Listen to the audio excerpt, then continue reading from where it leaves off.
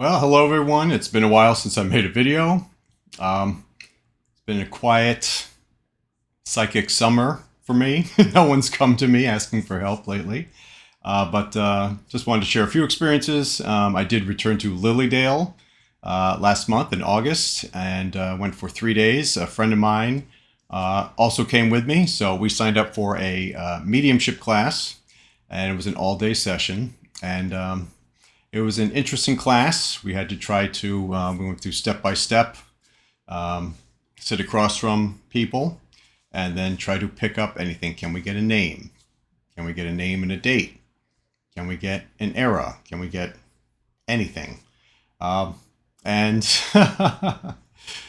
I hate to say as expected, but nothing profound came through this time, unlike the last trip 2 years ago when I got all sorts of stuff come through. This time, the only thing I remember is for one person, I heard the name Gladys in my head. And then I heard Gertrude in my head. So I asked the person I was sitting across. No, doesn't ring a bell. Okay, so then we switch, move down one, get a new person. So I said, well, I'm going to say it again. Does the name Gladys or Gertrude mean anything? It's like, oh, I had an Aunt Gladys. All right. Then I pictured a bunch of I want to say like Happy Days, like scenes from the 50s, like the poodle skirts, the big open convertible cars, Packard. Packard came into my head for some reason, like going up to the drive-in restaurant, whatever. And nothing specific triggered any memories for her, but she said that's the era when my aunt lived in the 50s, and it could be relevant. I didn't see anything specific, no specific incidents or anything, but that was the highlight of my day there. So there were a couple professional mediums in the class for some reason, and they're reading people left, right, and center. Like, why are you in this class? But it was nice just to be back there again. A friend got a reading, so I sat in for that, and the reading was pretty spot on. So I'd call it a successful venture, but I think next time I'll spend more days there and take some more classes and see what happens. But so LilyDale episode 2, nothing really profound, but it was nice being there. So I definitely recommend going there if you have any interest, especially taking classes. Anyway, yeah. So coming up, I will be going back to the church in Connecticut, where in the cellar at night during a lock-in, youth group lock-in, someone whispered in my ear, "Please help get me out of here." And I talked about it a couple months ago. We went back in to relamp the church, and a friend of mine, the same friend, came with me, and she picked up on someone who was injured, laying on the floor, asking for help.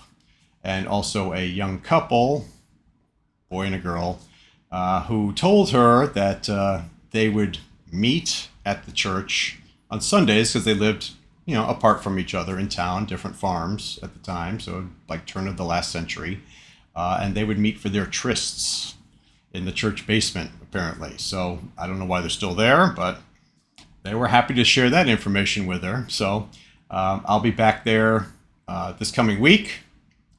And so I'll be spending some time by myself, changing lights. So we'll see if something comes then to me. So if it does, I'll let you know. But like I said, so far it's been kind of a quiet summer. So I'm trying to pay attention to things that come to me, especially in the mornings. I seem to be getting a flash of a lot of different random scenes. Kids playing basketball on a farm somewhere, this or that. There's no meaning attached to it. There's no names. No single spirit is coming forward to announce or ask for help or talk to me. So psychic noise, white noise, if you will, static on the psychic TV. But a couple people recently have asked me about tarot cards. Asking about getting tarot readings, and I've had some mediums I've gone to for readings. They will do tarot as part of their reading. I'm not pro tarot. I'm not against tarot. Honestly, it spooks me a little bit, especially when you see the devil card. It's like, what does that mean? I was like, oh, it's good in this case. It's good in this case. So I've always had positive tarot readings, but yeah, I really have no strong opinion one way or the other about them. If certain mediums use them and it's a tool to help them, then so be it. I do not do tarot myself. I don't think I would sit down by myself and do tarot. The several times I've sat down with like pendulums and things like that, they've gone absolutely crazy. The first time I tried a pendulum, I just was holding it, tried meditating. Okay, coming through. Okay, someone here, and then it starts swinging. My eyes are closed. I could feel the thing swinging more and more violently, front to back, which is supposed to mean yes, if you determine it to mean yes, and no is supposed to be side to side. I also talked about how I had the divining rods at LilyDale 2 years ago. They stuck them in my hands over my objections, and they started spinning like helicopters in my hands. Like, wow, you have a lot of energy. Like, yes, I do. That's why I don't like dealing with these things.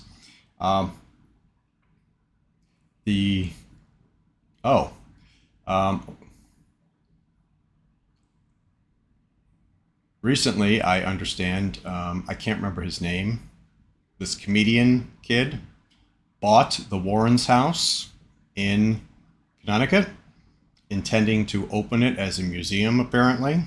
This is after that news story came out that apparently Tony Spira and the New England Society for Psychical Research, they did a tour, apparently, with the possessed objects, including Annabelle the doll. And apparently, at the end of that tour, the doll handler guy, married man in his 50s, dropped dead. So I've not heard any cause as to why. I don't know if I need to know a cause. I just know I wouldn't be handling that doll. That's for sure. But this comedian kid bought the house and stated they intend to open it to tours. And once again, I don't think that's a good idea. I have my video about my Warren's Occult Museum visit back in mid-2000s. And I got swiped at in front of the Conjuring mirrors. An ice cold arm or something went right through my leg while my friend's trying to take a picture of the Annabelle doll. Like, nope, I'm not dealing with that anymore. That energy can go away from me, please. So we will see what happens with that. If you have any dirt or any details, especially in Connecticut, let me know. I've been sent a few things by friends from there. So I only know what I read. But the town has said you cannot open this to the public as a museum. It's not permitted or zoned for that. So we'll see what happens with that. The other thing, I've been watching a lot of near-death experience videos, actually starting last summer. I watched a couple of them, and they had some common themes. One of them in particular, the person said they were shown, this is last summer, mass protests starting in April, and we certainly saw that this past April, and they're continuing. And then they were shown in the fall, September, October, November, World War III breaking out. Non-nuclear, but World War III, global chaos, global wars. And I hate to say it, but it certainly looks like we're heading that direction. Of course, praying that it doesn't, but yeah, global conflict, global evil, I'll just call it, is on the rise. What gives me hope is that, again, the general theme in a lot of these near-death experiences and medium predictions, they're saying there's going to be a few years of chaos as evil goes head-to-head with good and the light, and there's going to be chaos. Evil's going to rule the world for a few years before enough people finally rise up and say, enough of this crap, and we put a stop to it. So at least a couple of them agreed that it would be the U.S. first, where this change happens. The vibration of the earth, they have said for a couple of years now, is rising. We're not generally as hateful as we were in decades past, and that there will be a sudden awakening, and people will come to their senses and realize Yeah, this is not sustainable. This is not how life should be. We should not be worried, anxious, fearing for our lives on a daily basis, which I certainly agree with. So I just go back to my father was interested in prophecies back in the 80s. He bought a few books. They talked about how there would be many false prophets in the end days. I think by end days, they mean end of the evil days, before the earth is replenished, refreshed, rebooted, reset, whatever you want to call it. And we will come back to the light and love again. So many false prophets preaching what they claim is God's word, when I think most people will recognize now what's being preached under the guise of Christian nationalism or whatever term you want to use, people are increasingly realizing that is not the truth. And so they will be exposed. I can't remember if it's Revelations or a few accounts that say they'll be, sent to hell and burn the eternal hellfires. I don't know if that's going to happen. One common thread, though, that a lot of these NDEs touched on was 3 days of darkness.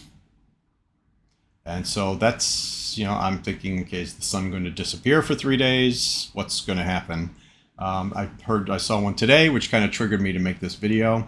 Again, darkness, global darkness.